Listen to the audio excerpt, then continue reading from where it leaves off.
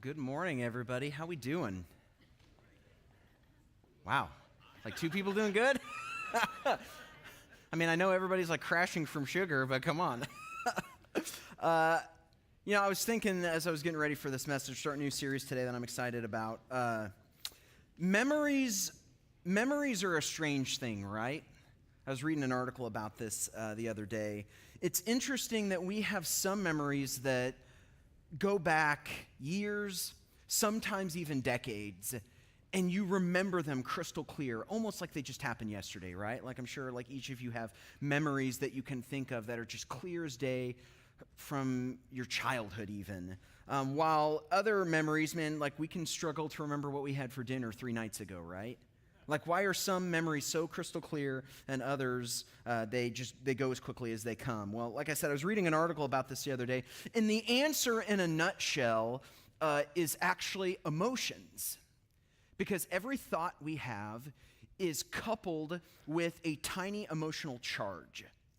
And so the memories that are most significant to us are the ones that were often coupled with a very large, powerful emotional charge, that they affected us. It was something that happened that was formational, transformational even, traumatic, one way or another, that it triggered a strong enough emotional response that it almost imprints this memory in your mind. And so oftentimes when you remember those memories, that emotional charge will chase it, and you'll sometimes even feel a phantom emotion coupled with the memory, whether it's joy when your first child is born, sadness when you lose a loved one to a sickness, anger when you lose the big game. But this is why it's commonly understood that if you have a memory that is very clear in your mind, even if it's spanning decades ago, it likely means that it was important to you in some ways, that it was even formational to you in some ways, which is why it's so crystal clear so many years and even decades later that we all have these. At least it was formational for you. It's funny how certain memories I have, I'll bring, they're just, I can remember them like they happened yesterday, and I'll talk to my parents like, hey, remember whenever such and such happened and this thing happened when I was a kid? And they're like, no idea what I'm talking about. But then they bring up other stories and I'm like, I don't remember any of that. Like, I don't even remember being in that place.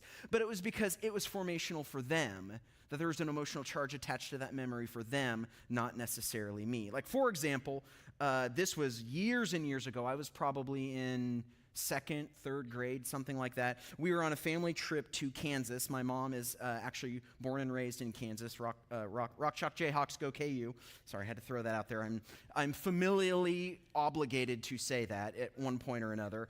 But we were staying at my aunt and uncle's house, and one night I was the family was watching TV and stuff like that, and I must have fallen asleep like on the couch watching TV, because the next thing I remember, I wake up in pitch black darkness. Like, just so you know, I'm afraid of the dark.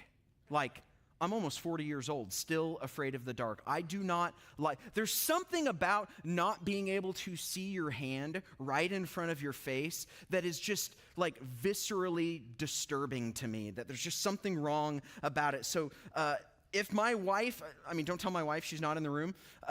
If my wife allowed it, I would sleep with a nightlight, like 100%. And it's funny, my 2 daughters, one of them is like me and the other is the exact opposite. Lissy has to have some sort of light source in the room. Like same thing, like that idea of not being able to see right in front of your face is like just disturbing. But my other daughter like hates any kind of source of light in the room when she's going to bed. Like she will not go to sleep until we tape her curtains to the wall. Like she has those like blackout curtains, you know what I'm talking about, that'll like block out sunlight. We have to tape them to the wall, otherwise like there might be a little bit of light in the morning that gets through them, and that's just absolutely unacceptable. Makes no sense to me whatsoever. But anyway, back to my story. So when I woke up, not knowing where I was or how I got there, like I could feel like in bed, I could tell that I was in a bed. And so like I'm lying there and I'm like, no idea where I was. Like I froze and like I honestly started to get scared. And at first I was like, hello? Where am I? And I was about to actually be like, help. Like I was like genuinely scared when I heard a deep voice say, "You're okay. You're with me." And I knew instantly, and I just felt myself visibly relax when I realized it was my dad's voice. For whatever reason, he must have maybe carried me up. Again, I was only like maybe 8 or 9 at the time. After I fell asleep, carried me up, and for whatever reason, put me in their bed. I have a feeling, this is my theory, my dad has snored my entire life. As long as I've ever known him, he snores like a chainsaw. My mom was probably like, you know what? Just put him in our bed. I'll sleep in Tyler's bed, all right? Yeah, no, let's do it for the kids, right?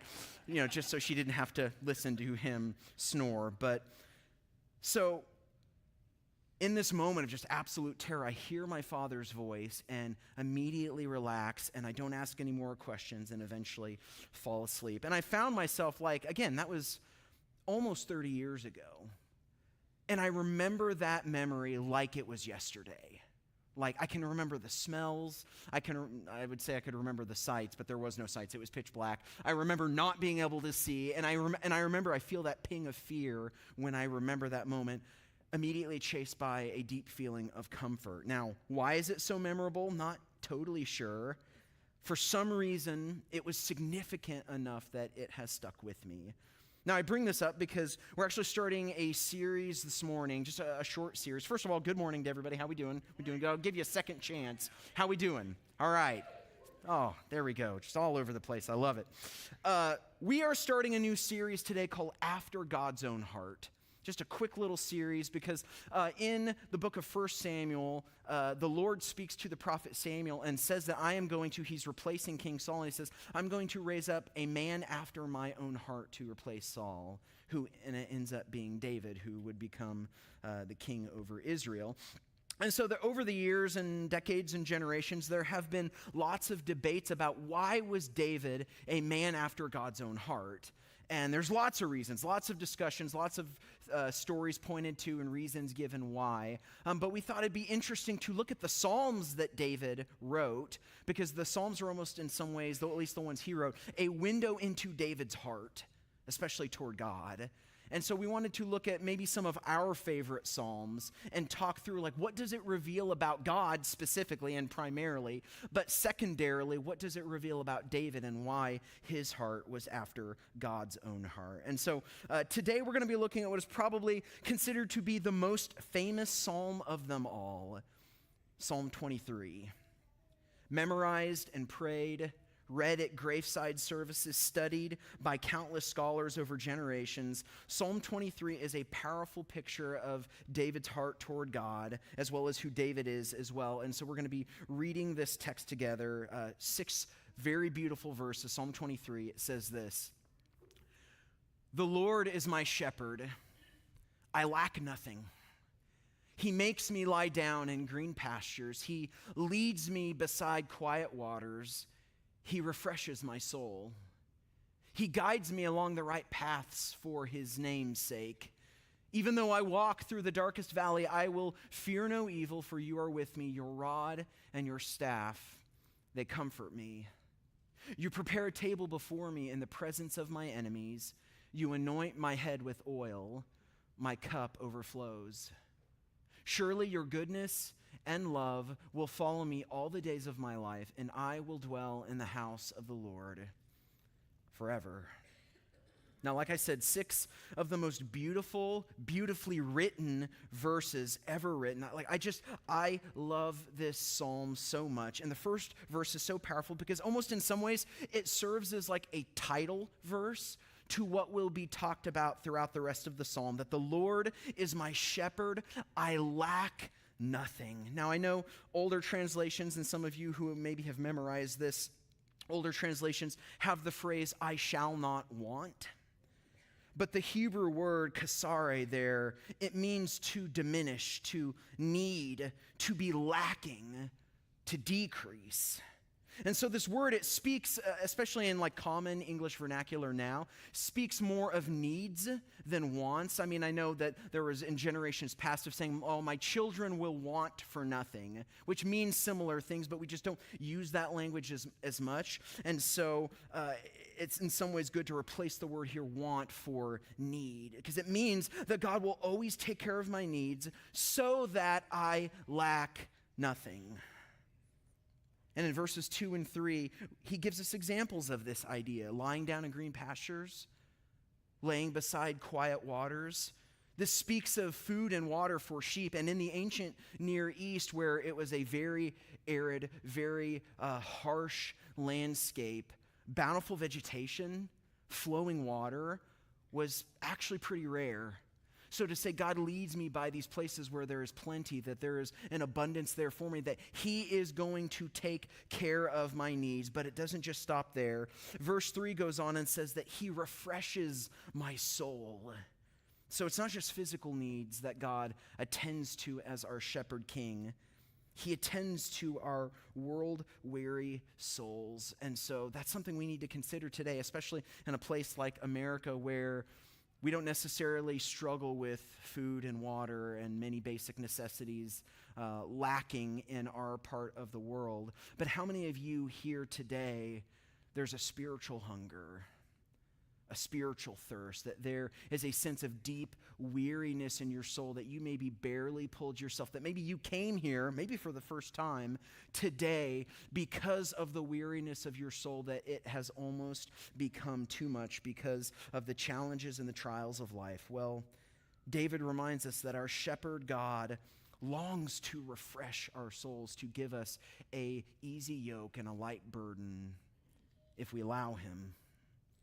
Now, the last part of verse 3, it talks about leading us down right paths for his namesake. And so this term, often translated as righteous path, was often used in the ancient world as almost a colloquial term for referring to paths around a mountainside, that they were almost kind of like a circuit that they would sometimes circle around slowly, making their way, or they would go back and forth, because to go straight down the mountainside was often deadly, dangerous at best, deadly at the most, at the worst.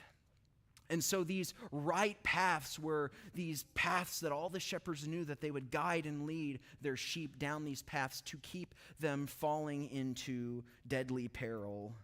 And what's interesting about it is he says that it's for his name's sake. So, and this is something that in America, where we're thoroughly obsessed with our comfort and our convenience, to realize that our safety is not God's primary concern, that his glory is actually his primary concern. Now, don't get me wrong, many times those two coincide. What glorifies him is good for us, but don't always assume that's going to be the case, that sometimes what glorifies him challenges us, can even be downright dangerous for us, but he will guide us through. And so this then in verse 4 is where the rubber hits the road. He writes, "Even though I walk through the darkest valley, I will fear no evil, for you are with me. Your rod and your staff, they comfort me." Now, coming right out of the language about God leading us down right paths, he's almost making a point here, saying sometimes those right paths, those safe paths, are actually not altogether safe, that they actually can lead to dark valleys. The literal translation here is the valley of the shadow of death. Now, scholars have actually argued back and forth about whether this was just a metaphor that David was using here, or if he was actually referring to a very specific place. That David might have been referring to a specific thought, had a place in mind when he was writing this, because either way, if it was a metaphor, the wilderness has always, throughout Scripture, both Old and New Testament, the wilderness has always represented great peril in the ancient Near East, which might have even been an allusion to all the years of David hiding and running from King Saul. Because when Samuel, the prophet, called him a man after God's own heart, he didn't just suddenly become the king and everything was hunky-dory. No, he actually ran for his life, hiding in caves in the Judean wilderness for something like 15 years before he actually became king, reigning and ruling over the whole nation. Now, other scholars think that this valley of the shadow of death is actually a real place that he was referring to. In fact, Holy Land tradition holds that there is an actual valley called the Wadi Kelt, which I think we actually have a picture of it.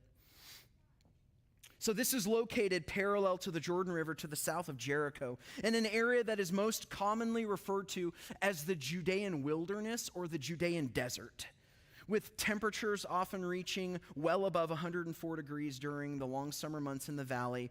The name, the Valley of the Shadow of Death, could well have come from this extreme climate, but it also appears the term may have actually come from its reputation for being a place of danger for travelers seeking to make a shortcut between Jerusalem and Jericho. In fact, one theory behind the parable of the Good Samaritan in Luke 10 was that when Jesus is telling this story, and he talks about how he says this traveler was waylaid on the road between Jericho and Jerusalem, some scholars think this is actually, because you can see only at the highest part of the day when the sun is the highest is there actually even, because the pathways are actually down here. Most of the day, those paths are in darkness or in shade and shadow. And once the sun began to get low in the sky, those places would be engulfed in darkness. So some scholars think that the traveler in the parable of the Good Samaritan was actually traveling in the Wadi Kelt. And that's where he was waylaid, that it was a dangerous place where brigands would wait and waylay people. So it wasn't just about the temperature or the climate. It was also about like actual physical danger from other people. In fact, there's actually a monastery that was built, I think it was during the Byzantine era, that was built there that kind of overlooking that road. Either way, David makes his point. Even in my lowest moments, when all seems lost, when it seems like there is no hope for my life, you were with me. Because you notice he says, though I walk through the valley of the shadow of death, you are with me, your rod and your staff. So he's not saying, if I follow you as my shepherd God, you're going to keep me from every valley in life. No, that's not what he says. He says, no, when I go through those, you're going to be with me. You're actually going to guide me through them and out of them. I mean, how many of us can look back, if you just think for a moment, if you've lived any amount of life up till this point, can you look back on your lives and see the valley moments and recognize God's presence and hand in them because he was with you in those moments? This is why the rod and the staff imagery are so important, because a shepherd would use a rod to guide the sheep down a particular path, that he would touch the sheep on either side of the head because sheep are just dumb like us. We're all just stupid. And so we need lots of, I mean, come on guys, let's admit it. We're just dumb. We make bad decisions all the time. And so we need this leading and guiding. And so the rod would be, where it'd be a touching on either side of the face. So if I start to stray off, they touch on that side and gently lead and guide back on. And so when one actually would fall into a crevasse or fall off the edge or something, the crook of the shepherd's staff, that like curved part, could reach down and pull up a little lamb to keep it from falling further. So the rod and the staff, the reason why he says they comfort me is because you're keeping me on the path I'm supposed to go, even despite my best efforts to go off the reservation. You guide me and you lead me. And it can be tough as you begin to follow Jesus and you're first learning to be led. And that's what we're all doing, right? Like we are all trying to learn to be led by our shepherd king. In fact, one story that one of my first real decisions of discernment and being led happened right out of college, where I had done right out of college, and some of you know this story, I had done a year-long internship at a church up in the Chicago area. And so as I was getting toward the end of that internship, I knew okay, I'm almost done with this. I'm hoping to move on to something more permanent. This was before I began having conversations about being here at New Hope, which that itself is a really cool God-leading story. It's a longer story, so if you want to know the story of how I ended up here at New Hope, ask me after the service and I'll tell you it. It's just a longer story. But I remember just agonizing, trying to, and I almost felt like I was spiritually flailing all over the place, trying to figure out what I was supposed to do, where I was supposed to go. And I remember meeting with our internship director. His name is Scott Vaudry. And I was kind of going through some of my options in the moment about what I was going to do. And I just remember saying multiple times, I really want to make the right decision. Like, I really don't want to like mess up God's will or God's plans for my life. Like, I want to choose well. I want to make the right decision. I just don't want to mess up God's plans for my life. Now, Scott Vaudry was one of those guys, and I'm sure we've all known people like this at one point or another, where Scott didn't so much look at you as more he looked in you. You know what I'm saying? Like, he had those like soul-piercing eyes that like when you like held eye contact with him for just a little bit too long, you just get super uncomfortable because it's like somehow I feel like you know my deepest secrets, and I'm not a fan of that. And so like I remember him like leaning, like after I said that, him leaning forward with those soul-piercing eyes, and like his eyes just kind of squinted a little bit, and he's like, "You must think you're really powerful if you can thwart God's plans for your life that easily." I was like, dang. I'm like, well, when you put it like that. But it was like, it hit me in that moment of like, oh, wow, like, okay. Like I realized these moments like this weren't as much about making the right decision as it was about trusting the right person. And that in some ways, by like my frenetic worrying and anxiety about making the right choice, like I didn't realize that I was in many ways diminishing God's sovereignty and his leading and guiding role in my life by doing that, of thinking that I could somehow derail all God's plans for my life by this one decision, not knowing that even when we sometimes miss it, again, sheep going off, it's like that's what the rod is for, that's what the staff is for, that we are going to go off the path sometimes because we're sheep, we're stupid, we're gonna do it. It's an eventuality. That's the way David talked about it. And yet God in his goodness can bring us back onto the path as easily as we go off of it, because it was about trust. Did I trust God to lead me down the right paths, not for my sake, but for his name's sake? Did I believe that I could thwart the will of God that easily, even accidentally? Like I never realized how diminishing that made God appear in my life. Because the truth is, he was preparing good things for me, even if some of those good things might actually be hard things. Which brings up verse 5. David writes this. He says, "You prepare a table before me in the presence of my enemies. You anoint my head with oil. My cup overflows." See, in this passage, we shift from some of and it's interesting because this verse is almost a pivot point in the psalm, where we shift from some of the shepherding imagery of like early in David's life to the language of almost like a royal nature, that David's life as a king. And that's why some scholars, because of this language that he uses later on, actually theorize that David may have actually written Psalm 23 later in his life. As he's looking back and reflecting back over his life and seeing the role that the shepherding God has played in his life, Psalm 23 was a reflection of that, of reflecting on what God had done in him. And so verse 5, he begins to make this shift almost to his present moment as a king, where he says God prepares for him a table in the presence of his enemies. So this picture he presents here, it's the image of being a guest of an adversary. Anointing your head with oil was a practice that you did as a show of hospitality to everyone, including an adversary or even a potential enemy. That you show up, you must, for the sake of not offending, because the rules of hospitality were so incredibly important. It is often what led to wars, is not showing hospitality to the wrong person. So even if an adversary, someone that you may not particularly like, you anoint their head with oil. You prepare a meal for them. You show them at least that much honor and respect. And it talks about my cup overflows. That was a common sign of hospitality, is when an adversary or a guest or a friend or whoever would come, you never let their cup get empty. You always continue to fill it, because it shows that they matter, that I am attending to your needs. That's how much you matter to me. And so he says, this is what God is doing to me, even in the presence of my enemies. Even if my enemies are not treating me that way, God, you treat me that way, even in the presence of my enemies. I mean, if you think about the image of the meal table, it's interesting, because this idea of standing in front of and dealing with your enemies I mean, think about it. Anytime you've ever had to deal with a conflict situation, a tough thing, someone that you maybe rubs you the wrong way, that you don't quite get along with, it can be a fearful, anxiety-producing thing, right? Like in the face of fear, what's the first thing to go when you're in the face of fear?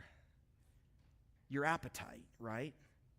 Like, oh no, sorry, because of this thing that's going on, I've lost my appetite. Like, I'm not hungry right now. And so in this psalm, David puts forth this idea that is just beautiful to me, because essentially what he's presenting is, imagine trusting so deeply in the goodness of God that even in the face of your adversary, even in the face of your enemies, you can sit down and eat a meal right in front of them.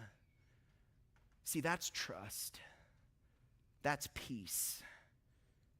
That's a cup overflowing, and that is what happens when we surrender ourselves to the leading of our shepherd God. And so then finally we end on verse 6, where he ends this way. He says, surely goodness and love will follow me all the days of my life, and I will dwell in the house of the Lord forever. So verse 1 was a title statement in some ways. I'm talking about God as my shepherd. He takes care of me. And then as you go through the psalm, here are all the different ways that he takes care of me. Verse 6 is almost kind of a capstone where David ends, that if God has been so good to me through green pastures, through quiet waters, if he has led me and been present to me during the valleys of the shadow of death in my life, if he has made even my enemies be at peace, so much so that I can literally eat a meal in front of them, surely for the rest of my life, his goodness and love, and that word love there is the word hesed, covenant faithfulness, covenant love, that was shown to all of David's forefathers, that is shown to the nation of Israel. He says, surely if God has been good to me in all of these things that I've gone through, I can trust that not only will it be with me, but it's literally like the language where it says follow is like pursuit. And it's the similar Hebrew word of talking about David's enemies, like Saul pursuing David in the wilderness. He says, your faithfulness is hunting me down, chasing after me, will not leave me alone because he is so incredibly faithful. Like I can't get away from it. I can't get away from his goodness because his goodness is hunting me down. And because of that, all I want to do is be in God's presence.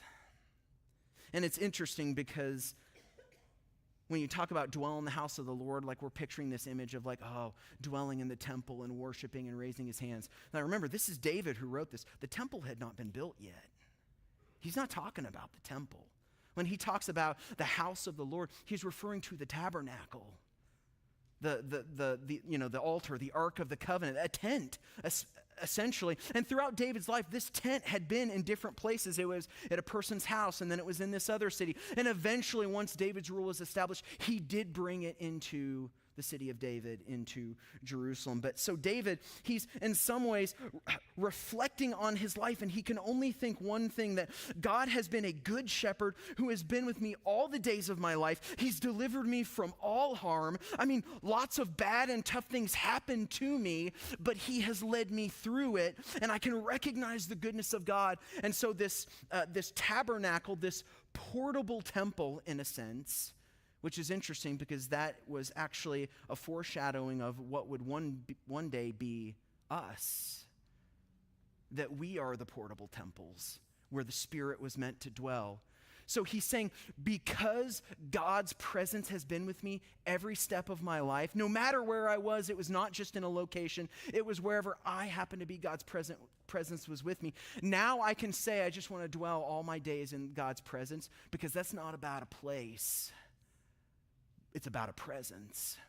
No matter where I go, God's presence can be with me. And see, I don't even think David even knew what he was fully talking about. He didn't know that one day the Spirit would be poured out on all flesh, and we literally could have the presence and power of God in us and with us, no matter where we go, that we are God's portable temples today.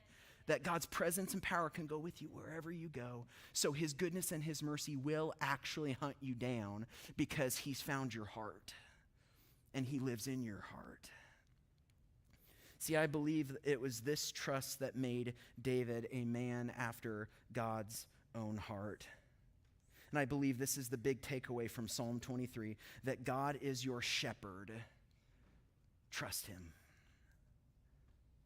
And see, Jesus would use this similar language of saying, John 10, 14 and 15, I am the good shepherd. I know my sheep, and my sheep know me, just as the Father knows me, and I know the Father, and I lay down my life for the sheep. Earlier in verse 3, he says, the gatekeeper opens the gate for him, and the sheep listen to his voice. He calls his own sheep by name and leads them out. When he's brought them all out on his own, he goes on ahead of them, and his sheep follow because they know his voice. And so in some ways, this should be great comfort to us, because the truth is, and let's just name it, David alludes to it and talks about it here, but let's just name the reality. Someday you are going to find yourself waking up in the middle of great darkness in your life, and you will not know where you are or what you're supposed to do. In fact, some of you may be here today because you're in the middle of that great darkness right now. But my prayer for you is that when that day of the valley of the shadow of death comes and you begin to cry out, help, you'll hear the familiar voice of your Father, your shepherd God, who says the words that, guys, at the end of the day, it's the only words we need to hear. You're okay, because you're with me. And hopefully you'll not only recognize his voice, but you'll trust that voice as well. Because the Lord is my shepherd, therefore I lack nothing. Amen. Will you stand with me?